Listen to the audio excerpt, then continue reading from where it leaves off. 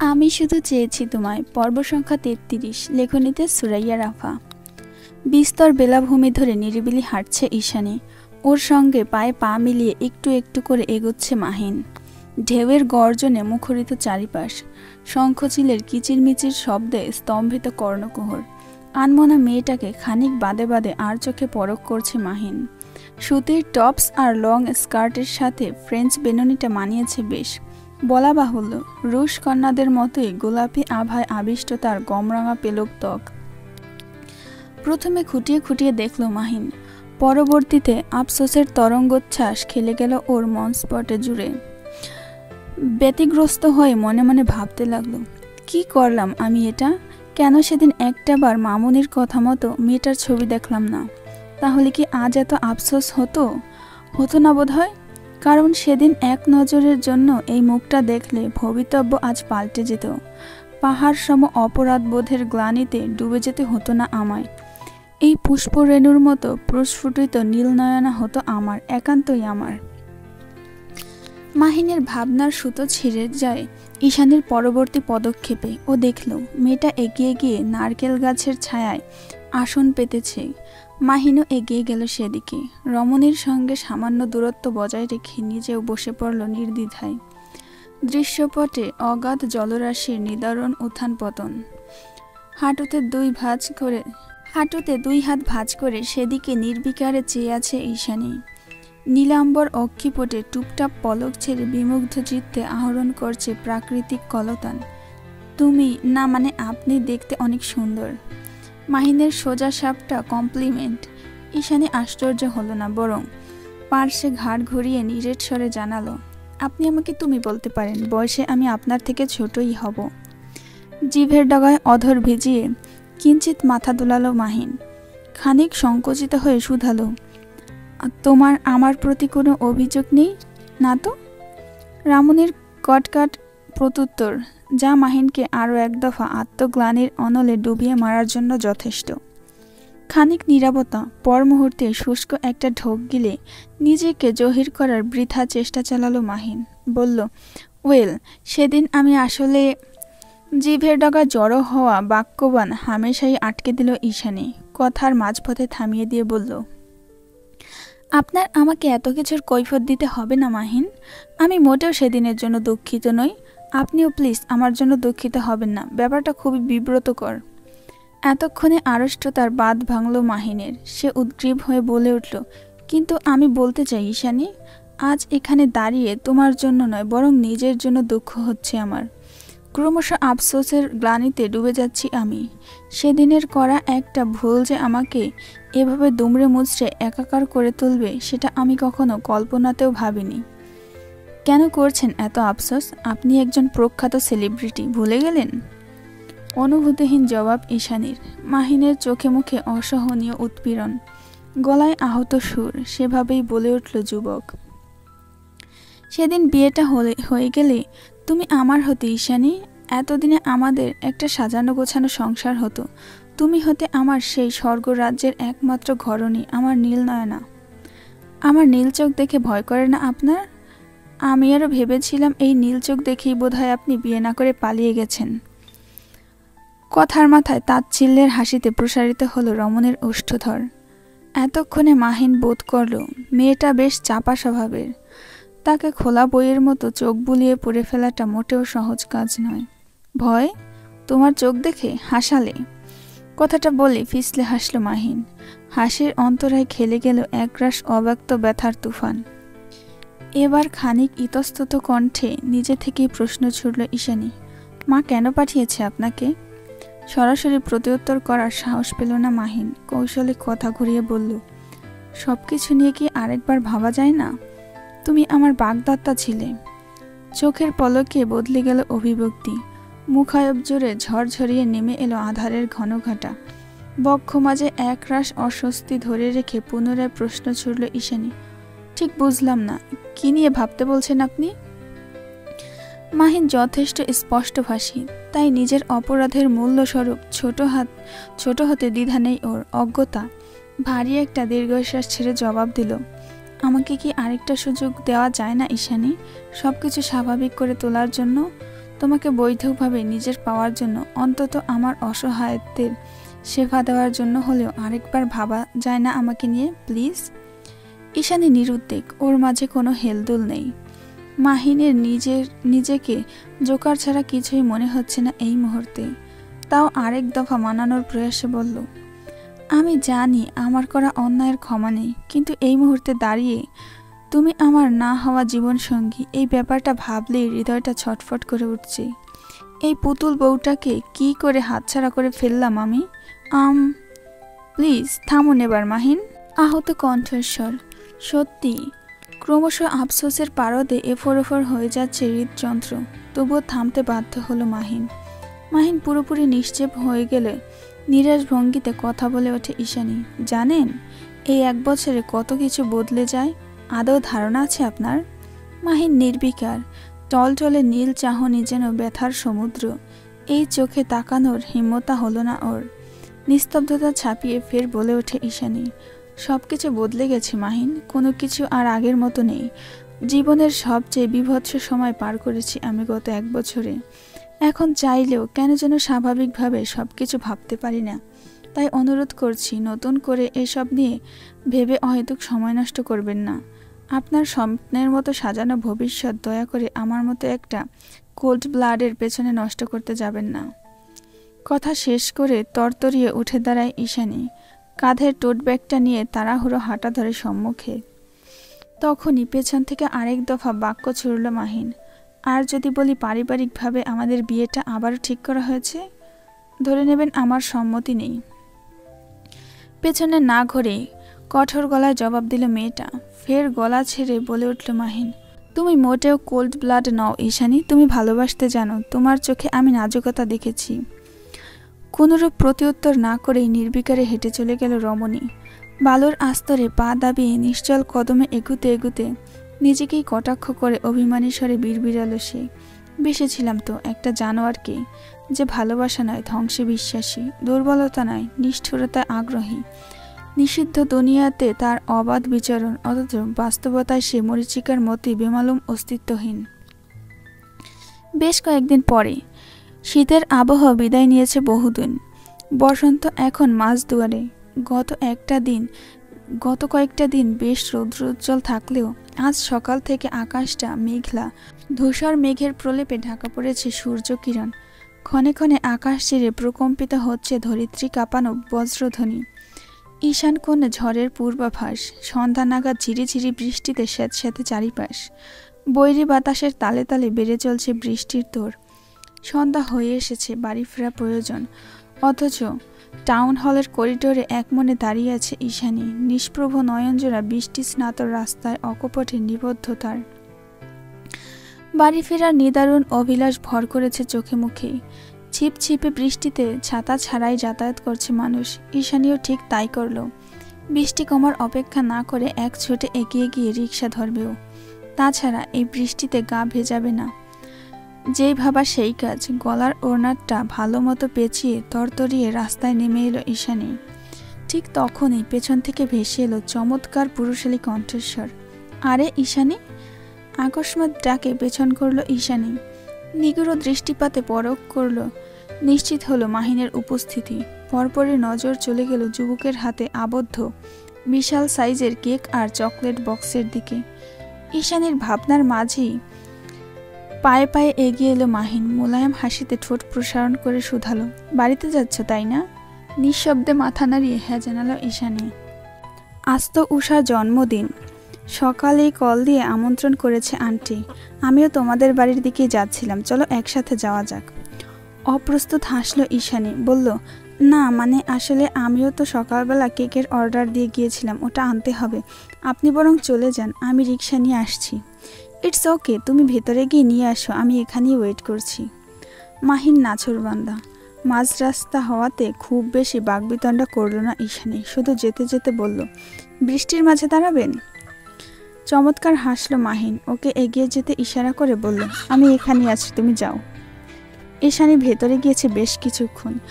গাড়িতে ঠেস দিয়ে দাঁড়িয়ে প্রতীক্ষারত মাহিন। কপালে লেপ্টে থাকা ঈষৎ বাদামি চুলে আনমনে হাত বুলিয়ে ক্ষণে ক্ষণে ঘড়িতে দৃষ্টিপাত করছে সে। ইতোমধ্যে বৃষ্টির প্রকোপ বেড়েছে বহুগুণ। ফলস্বরূপ আশপাশের পথচারীর উপস্থিতি খুব একটা নেই, নিরিবিলি পরিবেশ। এর মাঝেই ভয়াল কালো মেঘের মতে আকস্মাৎ মাহিনের মুখের উপর একটা দীর্ঘদেহী কালো অশরীরীর ছায়া পড়ল। মুখে মাস্ক নেই, তবে ওভার সাইজ রেইনকোটের অস্তিনের হুড়িটা কপাল পর্যন্ত টেনে রাখা। ফলস্বরূপ বরাবর মুখোমুখি না হলেও এপাশ ওপাশ থেকে মুখ দেখার জো নেই আর। প্রথমে নিতান্ত পথচারী ভেবে উপেক্ষা করে গেলেও পরবর্তীতে মানবের শীতল চাহনিতে খানিকটা অপ্রস্তুত হয়ে পড়ে মাহিন। কপালে বিরক্তির ভাঁজ টেনে বলে ওঠে, কে আপনি? এভাবে তাকিয়ে আছেন কেন? Just stay way from my girl. মেঘের মতো অভির্ভূত ব্যক্তির বজ্রের ন্যায় ধারালো কণ্ঠস্বর। আড়ালে শুষ্ক একটা ঢোক গিলল মাহিন। পর মুহূর্তে ভুরু বাঁকিয়ে শুধালো, আশ্চর্য তো! আমি কার কাছে থাকবো, কার থেকে দূরে থাকবো, সেটা বলার আপনি কি? আমি ওর সব। বাক্যটা উগরে দিয়ে কোনোরূপ পূর্বভাস ছাড়াই পরপর কয়েকটা ঘুষি বসিয়ে দিল মাহিনের নাক বরাবর। যেন বালু দিয়ে তৈরিকৃত পাঞ্চিং ব্যাগের একাংশে সে এমনভাবেই আঘাতের ওপর আঘাত করছে, নিমেষে ধরাশায়ী বানিয়ে ফেলল মাহিনকে। কথার মাথায় কথা বলা একদমই পছন্দ নয় এরিসের, অথচ মাহিন সেই ভুলটাই করতে বসেছে অজান্তে। শক্ত পুরুষালী কষাঘাতে নাক ফেটে ফিনকি দিয়ে রক্ত বেরিয়ে আসছে ওর। আই সোয়ার, এবার থেকে অন্যের ব্যাপারে নাক গলানোর স্বাদ পুরোপুরি মিটে যাবে। দুইবারের পর তৃতীয় ঘুষিটা দিতে ব্যতিগ্রস্ত হলো অ্যারিস। ঠিক তখনই নিজের পেশিবহুল বলিষ্ঠ হাতে একটা সরু হাতের তির্যক টান অনুভব হলো তার। তৎক্ষণাৎ গর্জে ওঠে পেছনে ঘুরল মাফিয়া বস। বেসামাল হয়ে মাত্রাতিরিক্ত ক্রোধে পাঁচ বসাতে উদ্যুগ্ধ হলো পেছনের ব্যক্তিকে। তবে নীল অক্ষী গহ্বরের সান্নিধ্যে ধূসর নেত্রদ্বয়ের মিলন ঘটতেই থমকে গেল সেই ক্রোধান্বিত হাত। উবে গেল পেশির দৃঢ়তা, ধ্বংসাত্মক পরিশক্তি। ক্ষয় হারিয়ে দপ করে নিভে গেল হিংস্রতা। কি হলো, থেমে গেলেন কেন? মারুন, আপনি তো এটাই ভালো পারেন, মানুষকে টর্চার করতে, তাই না? কখন যে গতি হারিয়েছে হৃদস্পন্দন, সেই হদিশ জানে না অ্যারিস। অগ্নিস্ফুলিঙ্গের মতো জ্বলন্ত চোখ দুটো নিমেষে ধারণ করেছে জলধারার ন্যায় শান্তরূপ। সাকুরার কথায় অক্ষিপুটে জাগ্রত হয়েছে ব্যাকুলতা, অথচ হিমালয়ের মতো নিটেল সেই অভিব্যক্তি। মাহিনের অবস্থা বেগতিক। কোনো মতে নাকে হাত চেপে দাঁড়িয়ে আছে ছেলেটা। সেদিকে একপল দৃষ্টি বুলিয়ে ফের ঝাঁজিয়ে ওঠে ঈশানী। অ্যারিসের পানে বিতৃষ্ণ দৃষ্টি নিক্ষেপ করে ক্রন্দনরত স্বরে বলে, আর কি কি করে শান্ত হবেন আপনি? ঠিক কি করলে ছেড়ে দেবেন আমার পিছু? ও তোমার সাথে কেন? শান্ত সাবলীল আওয়াজে আকাশসম অধিকার বোধ। ঈশানী জ্বলে উঠল পুনরায়। কণ্ঠে দৃঢ়তা টেনে বলল, কারণ মাহিন আমার ফিয়ান্সি, বিয়ে ঠিক হয়েছে আমাদের, বুঝতে পেরেছেন? বিদ্যুৎ স্প্রেহের মতো আকস্মাৎ ছলকে উঠল আকাশ। আকাশের ভারে তীব্র বর্ষণে মুখরিত ধরণী। নিষ্পাপ শিশুর ন্যায় ঈশানীর পানে এক ধ্যানে চেয়ে আছে অ্যারিস, যেন কণ্ঠনালীর জোর হারিয়ে বাক্যহীন সে। হিমালয়ের ন্যায় নিটেল শরীরের সমস্ত শক্তি গ্রাস করেছে পরাশক্তি। বুকের রক্ত তোলপাড় করা উৎপীড়নে পুরোপুরি জ্ঞান শূন্য মাফিয়া বস। ওর শিশুসুলভ অভিমানী চাহনি বলে দেয় অপর প্রান্তে দাঁড়ানো মেয়েটার নিকট ঠিক কতটা পরাস্ত, কতটা দুর্বল ওর নরকীয় সত্তা। প্রবল বর্ষণের তোরে কাক ভেজা ঈশানী, চোখের কার্নিশে জড়ো হওয়া বাঁধভাঙা অশ্রুরা নিমেষেই বিলীন হয়েছে বাড়িধারার অন্তরায়। ইতোমধ্যে গাড়িতে প্রবেশ করেছে মাহিন। খোলা আকাশের নিচে নিগুড় বর্ষায় সিক্ত হচ্ছে কেবল একজোড়া অভিমানী চিত্ত। চোখের দৃষ্টি অবিচল রেখে সন্তর্পণে লুকালো অভিমান। অতঃপর আরও এক দফা কথার তীরে হৃদয়ের রক্তক্ষরণ বাঁধিয়ে দিল রমণী। পাগলা কুকুরের মতো সারাক্ষণ আমাকে ধাওয়া করা বন্ধ করুন এবার। একটু শান্তি দিন আমায়, কথা দিচ্ছি এই মুখ আপনাকে আর দেখতে হবে না কোনোদিন, তাও দয়া করে বাঁচতে দিন। কথা শেষ করে গটগটিয়ে রাস্তা ছাড়ল ঈশানী। চোখের পানি মুছতে মুছতে তাড়াহুড়ো করে গিয়ে বসল গাড়িতে। ওদিকে অ্যারিস এখনও ঠিক একই জায়গাতে ঠায় দাঁড়িয়ে। কোনো এক অদৃশ্য শক্তি বলে পায়ের শক্তি পুরোপুরি লোপ পেয়েছে ওর। ঘৃণার শেকলে বাধা পড়েছে সমস্ত অস্তিত্ব। নিজের নিষ্ঠুরতায় আজ নিজেই ধরাশায়ী অ্যারিস ইউভান। কি হতো যদি এই সাধারণ মেয়েটার তরে আবেগহীন হৃদয়টা হুমড়ি না খেত? সে কথা দ্বিতীয়বার ভাবতে চায় না অ্যারিস, কারণ পেইন্ট হাউসের সেই বিধ্বংসী কুলুষিত দিনগুলোর জন্যই ঈশানীর চোখে ও এখন একটা অত্যাচারী জানোয়ার ছাড়া আর কিছুই না। ব্যাপারটা ভেতর থেকে ঘুরিয়ে দেয় অ্যারিসকে। এখানে এসেই থমকে যায় সকল অধিকার বোধ।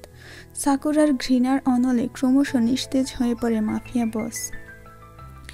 ফ্রন্ট মিররে তাকিয়ে একটা টিস্যুর সাহায্যে নাকের রক্তটুকু মোছায় গভীর মনোযোগী মাহিন। তীব্র ব্যথায় টনটন করছে তার নাসারন্ধ্র। একজন মডেলের কাছে তার নিখুঁত চেহারার গুরুত্ব অপরিসীম, অথচ সরু নাকটাকে মেরে বেঁকিয়ে দিল লোকটা। আশ্চর্য! যদিও নিজের দোষ সম্বন্ধে এখনো অবগত নয় মাহিন, এর মাঝেই গাড়িতে প্রবেশ করে ঈশানী। শরীর তার ভেজা সম্ভ্রম। ঈশানীকে দেখে সম্মতি ফিরে পায় মাহিন। রক্তাক্ত টিস্যুটা ময়লার ঝুড়িতে ছুঁড়ে ফেলে স্টিয়ারিংয়ে হাত রেখে আগ বাড়িয়ে শুধালো, গাড়িতে তোয়ালে রাখা আছে, দেব কি? নাসূচক মাথা নাড়ে ঈশানী বড্ড অপ্রস্তুত হয়ে বলে, তোয়ালে দিতে হবে না, একটু তাড়াতাড়ি চলুন, ভীষণ শীত লাগছে। ক্লাচারে পা রেখেই গাড়ি স্টার্ট দিল মাহিন। দুচোখ সড়কে স্থির রেখে স্টিয়ারিং ঘোরাতে ঘোরাতে বলে উঠল, কে এই সাইকোটা? নৈশব্দে ব্যাক সিটে মাথা এলিয়ে দিল ঈশানী। চোখ দুটো বুজে ভারে দীর্ঘশ্বাস ছেড়ে ব্যথাতুর স্বরে জানালো, আমার আত্মা, আমার প্রাণ, আমার অরণ্য। মনে মনে আওড়ালো যে হারিয়ে গিয়েছে অ্যারিস ইউভান নামক নিষ্ঠুরতম হিংস্র সত্তার আড়ালে। ওদিকে ঈশানীর মুখে বাক্য কটা শোনা মাত্রই অভিব্যক্তি বদলে গেল মাহিনের। উজ্জ্বল মুখশ্রী জুড়ে উদ্ভাসিত হলো প্রগর আধার। রাস্তায় মনোযোগ স্থির রেখেই তপ্ত শ্বাস টানল মাহির। মনে মনে অনুভব করল, তার মানে নীল নয়নাকে আমি পাইনি। আমি নই, বরং অন্য কারোর অবাধ বিচরণ রয়েছে তার হৃদয়ে। আমার অনুপস্থিতি, আমার ভুল সিদ্ধান্ত আজ সত্যি সত্যি হারিয়ে দিল আমায়। ফল সিজন চলছে এখন। নিরবিচ্ছিন্ন ট্যুরিস্ট এরিয়া। মার্কেটেও তেমন ভিড় নেই। ফলস্বরূপ আজ বহুদিন বাদে কল করে নিঝুমকে শপে ডেকেছে ঈশানী। বিকেল নাগাদ মার্কেটে এসেছে নিঝুম আসার পরেই বুটিক হাউস বন্ধ করে দিয়ে ওর সঙ্গে হাঁটতে বেরিয়েছে ঈশানী। নিঝুমকে উদাসীন লাগছে ভীষণ। সুশ্রী মুখে বিষণ্ণতার ছাপ সুস্পষ্ট।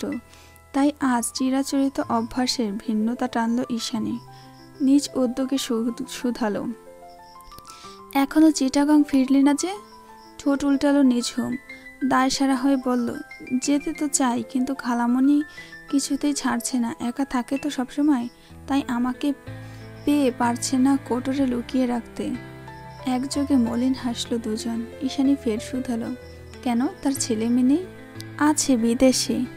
আবারও দায় সারা প্রত্যুত্তর করল নিঝুম। ওর এহেন উদাসীনতায় ভুরু কুঁচকাল ঈশানী। মেয়েকে রাগ দেখিয়ে বলল, কি হয়েছে বলতো? তখন থেকে দেখছি চোরের মতো এদিক ওদিক চোখ ঘোরাচ্ছিস। সত্যি করে বল, কাকে খুঁজছিস? তৎক্ষণাৎ প্রসঙ্গ পাল্টালো নিঝুম। আমতা আমতা করে বলল, না মানে ওই দিনের রিদান ছেলেটাকে দেখলাম না আজ। নিঝুমের কথায় চাপা দীর্ঘশ্বাস ছাড়ল ঈশানী। আহত স্বরে জবাব দিল, রিদান অসুস্থ, আইসিইউতে আছে। ভেবেছি ক্যাবিনে শিফট করলে একবার দেখতে যাব। চমকালো নিঝুম। হতবিহল হয়ে শুধালো, কি বলিস? কি করে হলো এসব? জানি না। এই যে মিস ব্লুয়াস্ট। আচমকা কারোর পিছু ডাকে কথার বহর খই হারালো ঈশানী। হাঁটতে হাঁটতে সিবিচের শেষ মাথায় চলে এসেছে ওরা দুজন। মার্কেট থেকে অনেকটা দূরে। গোধূলির লালিমা স্ম্লান হয়ে এসেছে দিগন্তে। পূর্বের আকাশে সন্ধ্যা তারা মিটিমিটি উদ্ভাসন। ঠিক তখনই গমগমে আওয়াজ ভেসে এলো অদূর থেকে। সম্বোধনটা ভীষণ পরিচিত মনে হলো ঈশানীর। অজ্ঞতা ডাকের উৎস জানতে একযোগে পেছনে ঘুরল দুজন। ঈশানী যা সন্দেহ করেছিল তাই। এটা আর অন্য কেউ নেই, মাফিয়া বসের একান্ত সহচর তুষার জওয়াদ। মেয়ে দুটো যতক্ষণে পেছনে ঘুরল ততক্ষণে ওদের কাছাকাছি এসেছে তুষার। এগিয়ে এসে কোনরূপ বাক্য বিনিময় করার প্রয়োজন বোধ করল না লোকটা, বরং সরাসরি ঈশানীকে উদ্দেশ্য করে বলল, অ্যারিস ওয়েট করছে তোমার জন্য, সামনেই দাঁড়িয়ে আছে গাড়ি নিয়ে। আমার জন্য? উল্টো প্রশ্ন করে ভুরু কুঁচকাল ঈশানী। ঠিক তখনই পাশ থেকে হাঁকিয়ে ওঠে নিঝুম ব্যগ্র আওয়াজে শুধায়, ইস্যু, তোরা দুজনকে চিনিস? আর এই অ্যারিসই বা কে, আগে কখনো বলিসনি তো? দোটানায় পড়ে গেল ঈশানী। কাকে রেখে কাকে উত্তর দিবে, তাও আবার নিঝুমকে শান্ত করার প্রয়াসে বলল, অ্যারিস কেউ না, বাদ দে তো। কপালে সরু ভাঁজ টেনে তুষারের পানে দৃষ্টিপাত করল নিঝুম। তার স্বরে বলে উঠল, সত্যি এরিস কেউ নেই? তাহলে উনি যে বলল। নিঝুমের কথায় কোনোরূপ ভাবান্তর হলো না তুষারের। ও পুনরায় ঈশানীকে তাড়া দিয়ে বলল, এরিস ওয়েট করছে। তুমি নিশ্চয়ই চাও না সে রেগে গিয়ে আরেক ধ্বংসযোগ্য বাধাক? না। জোর গলায় বাদ সাধে ঈশানী ভয়ার্ত ঢোক গেলে বলল, যাচ্ছি আমি। আরে এরিস কি সেটা তো বল। ব্যগ্র কদমে এগিয়ে যেতে নিঝুমের কথার বিপরীতে আস্তে প্রত্যুত্তর করল ঈশানী, অরণ্যই এরিস। কি? আমিও দেখতে চাই অরণ্যকে। ঝুমঝুমিয়ে কথা বলার বহর ছুটল নিঝুম। অতঃপর এগোতে লাগলো ঈশানীকে অনুসরণ করে। তৎক্ষণাৎ পেছন থেকে ওর পাতলা হুডির আস্তন টেনে ধরল তুষার। মেয়েটার পায়ের গতি প্রতিরোধ করে গম্ভীর গলায় বলল, তুমি কোথায় যাচ্ছ? অরণ্যকে দেখতে। ওখানে যাওয়া যাবে না। আপনার কথায় ছাড়ুন তো, হুডি ছাড়ুন। ত্যক্ত হয়ে তুষারের হাত ঝাঁটা মেরে নিজের থেকে ছাড়িয়ে নিল নিঝুম। তখনই আরেক দফা বাদ সাধল তুষার। নিঝুমের মুখোমুখি হয়ে দাঁড়িয়ে স্পষ্ট গলায় বলল, আমি বলেছি ওদিকে যাওয়া যাবে না, তার মানে দুনিয়া উল্টে গেলেও যাওয়া যাবে না। বিস্তার সিবিচকে পেছনে ফেলে আড়ষ্ট পায়ে ধীরে ধীরে রাস্তার অভিমুখে এগিয়ে গেল ঈশানী।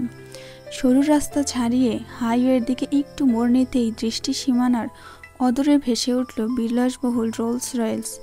আরেকটু ভালোভাবে খেয়াল করতেই নজরে এলো রোলস রয়েসের অধিপতি মাস্ক আবৃত ঝাপসা মুখায়ব। কালো হুডের মধ্যবর্তী চেইনটা পুরোপুরি খুলে রাখার দরুন ভেতরের স্কিনি স্যান্ডো গেঞ্জিটা স্পষ্ট দৃশ্যমান। বাংলাদেশের আবহাওয়ার তারতম্যের সঙ্গে বোধহয় জুৎসয় মানিয়ে উঠতে পারেনি তুষারপাতের অভ্যস্ত রাশিয়ান বসটা। তাই তো ঘামে সিক্ত তার চওড়া সুডল বক্ষদেশ। একটা চাপা দীর্ঘশ্বাস ছেড়ে পায়ে পায়ে সেদিকে এগোলো ঈশানী। এগিয়ে গিয়ে দাঁড়ালো এরিসের সম্মুখে। ভীষণ রূঢ় স্বরে বলে উঠল, কি বলবেন বলুন। গাড়িতে ওঠো। স্থবির চিত্তে আদেশ করল মাফিয়া বস। ওদিকে বাক্যটা শুনে ভুরু বাঁকালো ঈশানী। অপ্রস্তুত হয়ে বলল, গাড়িতে উঠবো মানে? কোথায় নিয়ে যাবেন আপনি আমাকে? তপ্ত শ্বাস ছাড়ল এরিস। মেয়েটার পানে সামান্য গ্রীবা বাঁকিয়ে গভীর গলায় বলল, লিসেন, অযথা প্রশ্ন করো না, কৈফিয়ত দিতে অভ্যস্ত নই আমি। আপনি কি গাড়িতে ওঠার জন্য ডেকে পাঠিয়েছেন আমাকে? কি মনে হয়? তাহলে আমি কোথাও যাব না। কথা শেষ করে ঘাড় ঘুরিয়ে পেছনে হাঁটা ধরে ঈশানী। তৎক্ষণাৎ ওর হাত চেপে ধরে এরিস। পরপর হ্যাচকা টানে কয়েক কদম পিছিয়ে এনে রমণীর মাখন নরম হাত দুটো উপরে তুলে কবজিবদ্ধ করে নে মাফিয়া বস। বহুদিন বাদে এরিসের এমন ডোমিনেট কঠোর আচরণে আতঙ্কে জলোচ্ছ্বাস খেলে যায় নাজুক মেয়েটার বক্ষ পিঞ্জরে। লোকটার চোখে চোখ রেখে কুণ্ঠিত স্বরে বলে ওঠে, কি করছেন? রাত হয়ে যাচ্ছে, ছাড়ুন। ঈশানীর কথায় কোনোরূপ প্রত্যুত্তর না করে গাড়ির সঙ্গে ওর হাত দুটো সপাটে চেপে ধরল এরিস। অতঃপর নীল চোখের অনলে দৃষ্টিপাত করে কঠোর স্বরে বলল, হয় চুপচাপ গাড়িতে ওঠো, নয়তো মাঝ রাস্তা এভাবে আমার সঙ্গে লেপ্টে দাঁড়িয়ে থাকো। The choice is years.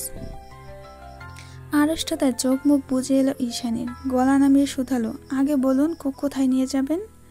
সেটা তোমার কনসার্ন নয়। বাক্য শেষ করে আচমকা গাড়ির দরজা খুলে ঈশানীকে ভিতরে ছুঁড়ে মারল এরিস। অতঃপর নিজে গিয়ে বসে পড়ল ড্রাইভিং সিটে।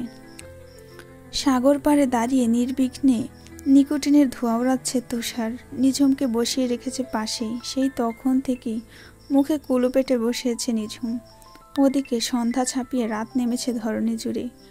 ঈশানীর ফিরে আসার নাম নেই। ফলস্বরূপ এবার আগ বাড়িয়ে কথা বলল নিঝুম।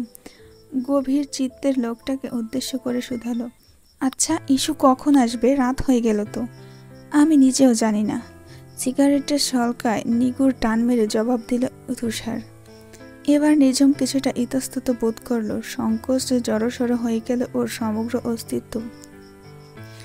ভয়ার্ত গলায় বলল, আচ্ছা ইস্যু ঠিক আছে তো? ওর কোনো ক্ষতি হবে না তো আবার? অ্যারিস ঠিক থাকলে ঈশানীও ঠিক আছে। নির্বিকার জবাব ভেসে এলো অপর প্রান্ত থেকে। লোকটার দায়সারা জবাবে বিরক্তিতে চ উচ্চারণ করল নিঝুম। বলল, তাহলে আমাকে বাড়িতে পৌঁছে দিন, খালামণি অপেক্ষা করছে। চকিতে ঘাড় ঘোরালো তুষার। ভুরু বাঁকিয়ে বলে উঠল, আমাকে কি তোমার পার্সোনাল অ্যাসিস্ট্যান্ট মনে হয় যে প্রতিদিন বাড়িতে পৌঁছে দেব?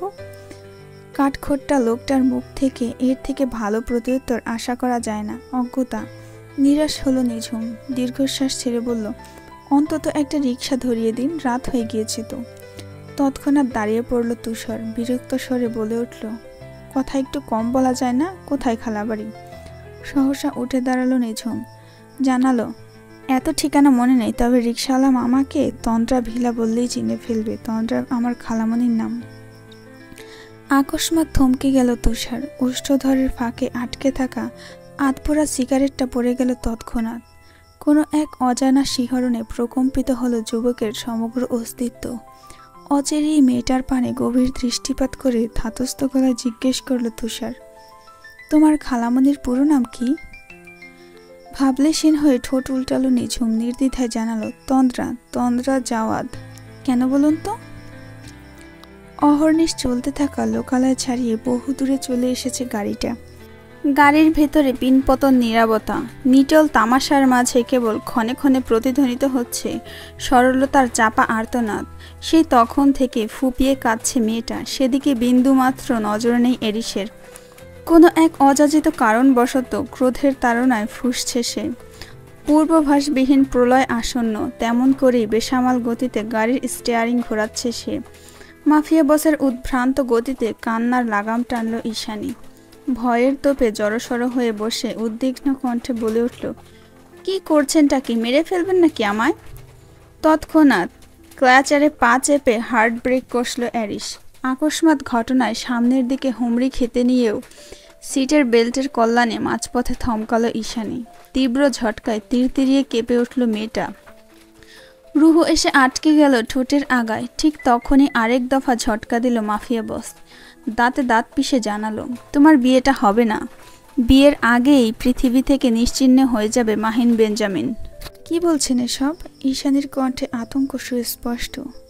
যা বলছি সত্যি বলছি, আমি বেঁচে থাকতে এই বিয়ে হতে পারে না। আজ আর চেঁচালো না ঈশানী, ভীষণ আড়ষ্টতায় টুকরে কেঁদে উঠে বলতে লাগলো, কেন করছেন এমনটা? আমি তো আপনার কোনো ক্ষতি করিনি। তাহলে কোন জিদে মত্ত হয়ে মাহিনকে আঘাত করছেন বারবার? দয়া করে মাহিনের কোনো ক্ষতি করবেন না। আমার জন্য মাহিনের কিছু হয়ে গেলে সারা জীবনও নিজেকে ক্ষমা করতে পারবো না। কথা শেষ করার সঙ্গে সঙ্গে আচমকা ঈশ্বর পেলব কপালে খড়খড়ে 2 আঙুল চেপে চাপ প্রয়োগ করলো অ্যারিস। শক্ত হাতের চাপ ধরে আজ প্রথমবারের মতো জোর খাটিয়ে বলল, মাহিনের জন্য এত কিসের দরদ তোর? কেন মাহিনের জন্য এত চিন্তা আমাকে চোখে পড়ে না? মুহূর্তে স্তম্ভিত হয়ে পড়ে ঈশানী। অ্যারিসের শূন্য চোখের হলকায় ভস্ম হয়ে যাচ্ছে ও। মুখের উপর আশ্রে পড়া তপ্ত শ্বাসের চামড়া জ্বলে পুড়ে ঝলসে যাচ্ছে। কোনটাকে প্রাধান্য দেবে, মাফিয়ার রাগ নাকি তার কথাটাকে ঠিক বুঝে উঠতে পারল না ঈশানী। ফলস্বরূপ ধরফরিয়ে উঠে বলল, কি চাইছেন আপনি? কেন করছেন এসব? আমি তোমাকে চাই, শুধু তোমাকে। জানি না কি করে হলো এসব। কেন হঠাৎ কড়া পড়া হৃদয়টা বেইমানি করলো আমার সঙ্গে। কিন্তু আমি পারিনি। তোমার চাহিদা থেকে নিজের নির্জীব হৃদয়টাকে শত চেষ্টা করেও আটকাতে পারিনি আমি। নিজের টেররি আন্ডারওয়ার্ল্ড, পাইথন প্যারাডাইস সব কিছু ফেলে এখানে পড়ে আছি। You know what? শুধু তোমার জন্য। শুনতে হাস্যকর হলেও তোমাকে না দেখে, তোমার প্রতিটি নিঃশ্বাসের শব্দ না শুনে থাকতে পারি না আমি। বুকের ভেতর যন্ত্রণা হয় ভীষণ, খুব গভীরে কিছু একটা পুড়তে থাকে সারাক্ষণ। আমি সত্যি জানি না এসব আমার সঙ্গে কি হচ্ছে, কেনই বা হচ্ছে, but that's how I actually feel. Mafia বসের সহজ স্বীকারোক্তি। কথা শেষ করে আস্তে করে ঈশানীকে ছেড়ে দিল অ্যারিস। ব্যতিগ্রস্ততায় ভারী হয়ে আসে মাথাটা নিঃশব্দে ব্যাকসিটে এলিয়ে দিয়ে বলে উঠল ফের, আমি শুধু তোমাকে চাই। আমি তোমার চোখে শুধু একটা টর্চারার। আই উইশ আমি সময়টাকে পেছনে নিয়ে যেতে পারতাম আর ওই বাজে বিভৎস অতীতগুলো তোমার মস্তিষ্ক থেকে পুরোপুরি মুছে দিতাম, কিন্তু সেটা কখনোই সম্ভব নয়। দ্যাটস ওয়াই আমি তোমার চোখে সারা জীবন ওই অত্যাচারী জানোয়ারটাই রয়ে যাব, যাকে তুমি দুনিয়ার সব থেকে বেশি ঘৃণা করো। অথচ আমায় দেখো, তোমার ওই চোখের ঘৃণাতে প্রতি মুহূর্তে জ্বলে পুড়ে খাক হয়ে যাই আমি। এক মনে অজস্র কথা আওড়াচ্ছিল অ্যারিস। ঠিক তখনই ভাইব্রেটের আওয়াজ তুলে আকস্মাৎ ফোনটা বেজে ওঠে। সম্মতি ফিরে পায় মাফিয়া বস। অনিচ্ছা সত্ত্বেও কানে এয়ারপড সচল করে রিসিভ করলো ফোন কল। পরিস্থিতি গুমোট। চুপচাপ অপর প্রান্তের কথাগুলো নির্বিকারে শুনল অ্যারিস। অতপর কিছু বুঝে ওঠার আগে চোখের পলকে সিটবেল্টটা টান মেরে খুলে জোর হস্তে ধাক্কা দিয়ে রাস্তার অদূরে ছিটকে ফেলে ঈশানীকে। আকস্মাৎ ঘটনায় হতবিহ্বল ঈশানী। রাস্তার খাদে পড়ে গিয়ে আর্তনাদে গুঁঙিয়ে উঠল মেয়েটা। সঙ্গে সঙ্গেই বোম বিস্ফোরণের প্রকাণ্ড আওয়াজে প্রকম্পিত হলো ধরণী। ফাঁকা মস্তিষ্কে আচমকা পেছনে ফিরে চাইল ঈশানী। দেখল একটু আগের বিস্ফোরিত হয়ে দাউ দাউ অগ্নিশিখার অনলে শূন্যে ভাসছে গাড়িটা। তা দেখে মুহূর্তে অন্তরাত্মা কাঁপিয়ে চিৎকার করে উঠল নাজুক রমণী, অরণ্য!